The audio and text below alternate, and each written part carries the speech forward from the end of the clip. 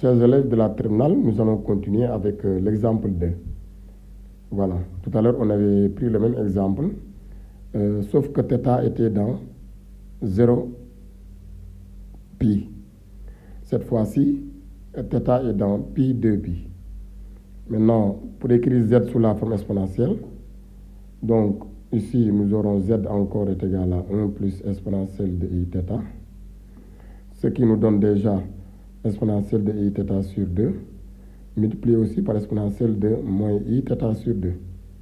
Donc ceci donc remplace 1 plus exponentielle de i θ sur 2, multiplié par exponentielle de θ aussi sur 2.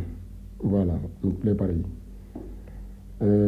Là maintenant, en faisant aussi donc la même chose, en factorisant par exponentielle de i θ sur 2, nous aurons en facteur commun, je prends l'élément là, exponentielle de i θ sur 2, plus exponentielle de moins i θ sur 2. Donc, exponentielle de i θ, donc on voit le facteur commun là et là. Ce qui nous fait 2 exponentielle de i θ sur 2. Donc, j'ai multiplié par 2. Et je vais diviser par 2 aussi, donc, à ce niveau. De tout diviser par 2.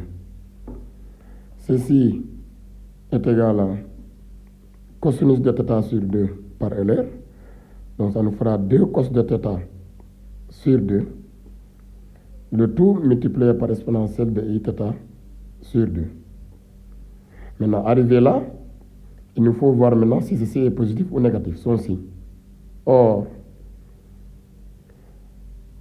θ appartient à pi 2 pi.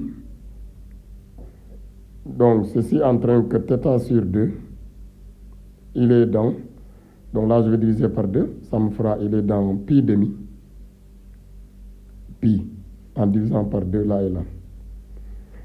Ceci entraîne que cosinus de θ sur 2, donc évidemment, il est donc négatif. Comme il est négatif, cos de θ sur 2 est un réel négatif, donc, argument de 2 cosinus de θ sur 2, il est égal à pi, et le module de 2 cosinus de θ sur 2, il est égal à, comme il est négatif, donc il est égal à moins 2 cosinus de θ aussi sur 2. Pourquoi je l'ai fait? Parce que là, j'avais 2 cos θ sur 2. On a un nombre réel devant qui est négatif. Son argument est égal à pi et son module devient son opposé. D'où z finalement est égal, là nous avons un produit de 2 complexes, donc il faut multiplier les modules. On aura 2 cosinus de θ sur 2, parce que le module de exponentielle de i θ sur 2 est égal à 1. Et faire la somme des arguments, ça me fait exponentielle de i θ sur 2 plus pi.